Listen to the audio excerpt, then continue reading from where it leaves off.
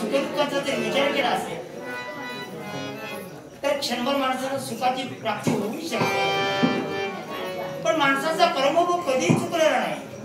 त्याच्या जीवनात दुःख येतच असतात.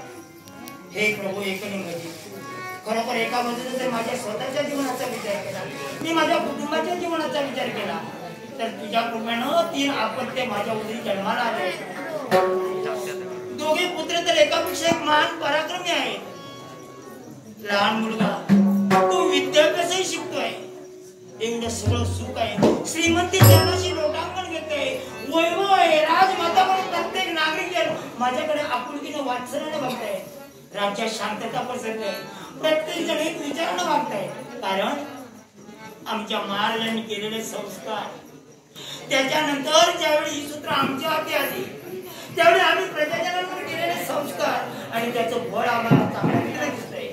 पण भगवंता, कधी कधी विचार केला की एवढ्या साड्या सुखात सुद्धा एका मुलीची उणीव वाजते. आज जर माझे प्राणेश्वर जिवंत असते, आज माझ्या सौभाग्याची धनी जर जिवंत असते,